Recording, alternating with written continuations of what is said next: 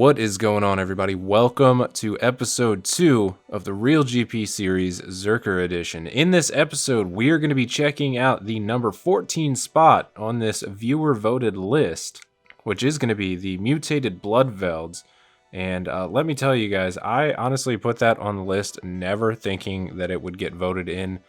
And why have you done this to me? I was counting on you guys, and you let me down. I had to camp the Mutated Bloodvelds for a very long time, and I am disappointed in all of you. Not really. It was actually interesting to see how much I could make here, so we will get into that. Before we get into all of the information about the Mutated Bloodveld camping, I do want to make a little bit of an announcement. Many of you that watch my Twitch live streams or follow along with the community page tab on my YouTube channel know that I have recently started a new job. So it has been cutting into the time that I can dedicate to playing RuneScape and doing YouTube and all of that jazz. Now, I usually do these videos for 25 hours each, but I was only able to get in 22 hours for this video, 3 short of what I would normally do, but I actually do keep track of the loot per hour and what I make every 5, 10, 15, 20, and 25 hours for these videos to see how it progresses. Now, 25 is the end game, but it actually looks very, very similar from 15 hours onwards. So 15 hours would actually probably do it for these videos, but for the content, I like to keep it a little bit longer, so I am going to be making an executive decision. I am going to cut back on that and do 20 hours for all of the remaining episodes in this series. So from here on out, every episode is going to be a consistent 20 hours. Cutting off that 5 hours will allow me to keep going with this series and get episodes out very consistently. So if that bothers some of you, I am sorry, but I have to make this decision to keep this series going and on schedule. So for this episode, I did get in a solid 22 hours of camping the Mutated Bloodvelds. From here on out, like I just said, episodes are going to be 20 hours each, and I think that will be more than enough to keep the GP per hour consistent. But why would you want to kill Mutated Bloodvelds? Well, they are actually pretty similar to the regular Bloodvelds, but they are in a multi-combat zone, making it very easy to AFK these. Now, the normal Bloodvelds and the Mutated Bloodvelds both share the same defense level of 30, which is incredibly low, giving you a very good XP per hour when training attack, strength, defense, or range. The Mutated Bloodvelds do have 50 HP more than the regular Bloodvelds, giving you a lot more chances to stay AFK for longer, as there are a few locations in the Catacombs of Karen where you can just stand there, aggro 5 or 6 of them, and do whatever you want for the next 4 or 5 minutes. Now, you can kill the Mutated Bloodvelds in the Ioworth dungeon in Prifddinas. Sorry if I didn't say that right, but there is not a multi-combat zone there. Now, they do drop crystal shards, which can make the GP per hour go up a little bit, but it is not as AFK, and it does have that steep requirement of finishing the quest to get into Prifddinas. As for what they are worth, the normal Bloodveld is only worth 760 GP per kill, while the Mutated Bloodveld is worth an average of 2,719 GP per kill, and let's check out why that is. So here we can see the Mutated Bloodveld's drop table, and on this drop table you will notice a decent amount of alchable items. The Adamant Chain Body, Adamant Scimitar, Mithril Plate Body, Rune Medhelm, Adamant Longsword, Rune Dagger, and Rune Battle Axe. You will see quite a lot of this stuff while you are fighting the Mutated Bloodveld, so I do suggest bringing some high-level alchemy spells with you, but the real moneymaker at the Mutated Bloodvelds is going to be the Blood Rune drops, which are pretty common when compared to the normal Bloodvelds. You can see 30 Blood Runes, 1 in 9.846 kills at the Mutated Bloodvelds, which is a higher drop rate of the Blood Rune of 7 at 1 in 12.8. So that is going to be your moneymaker at the Mutated Bloodvelds. Also on the tertiary drop table, which is not listed on here on this screenshot, is the Ensouled Bloodveld head, which are worth around 5,000 GP each, and those are a drop rate of 1 in 35, so those can definitely add some money to your loot.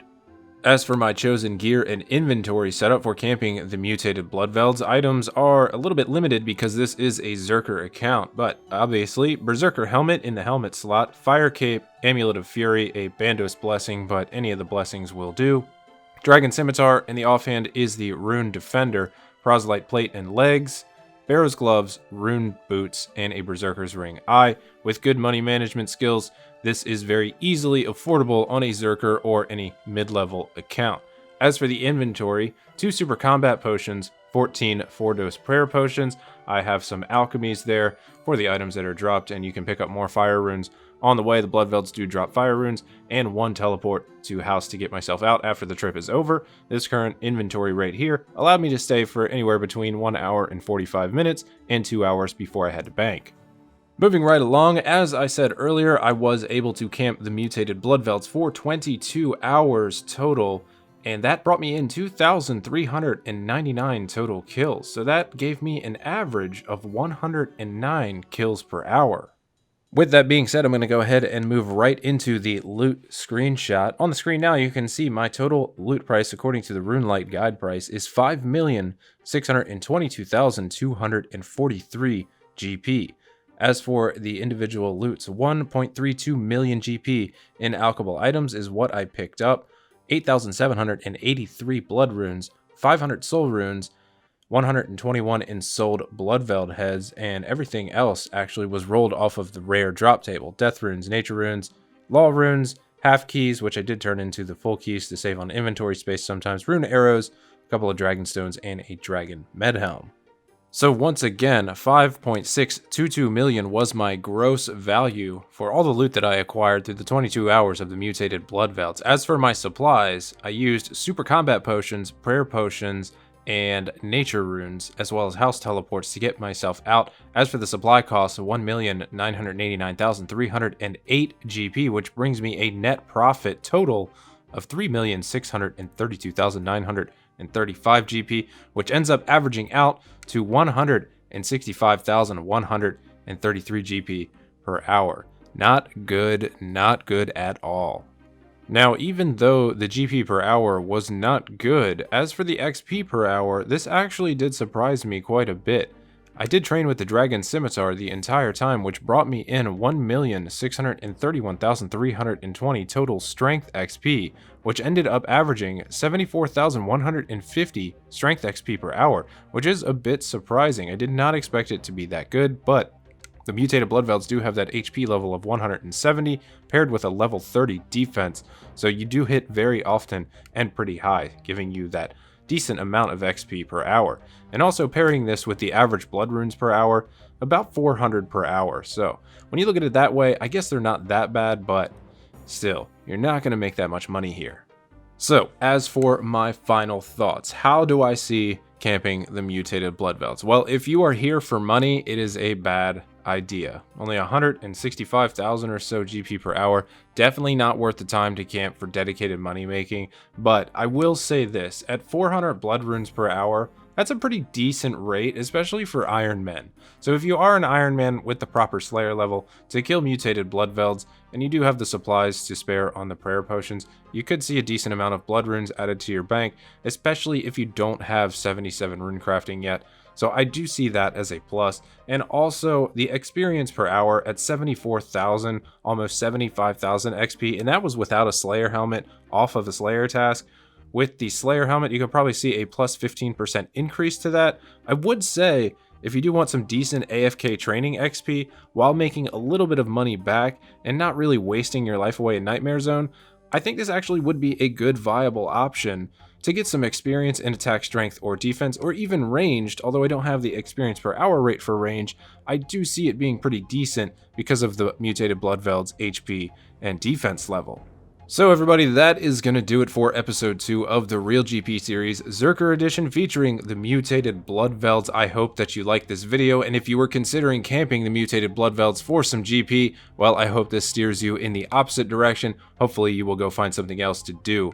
We do have 13 episodes left in this series with a ton of more NPCs to figure out, so I will be coming out with those as much as I possibly can. If you liked the video, please leave a thumbs up down below, and if you haven't done so yet, please tap that subscribe button on your way out if you like seeing content like this. Thank you for watching. I will see you guys on the next one. Take it easy, everybody.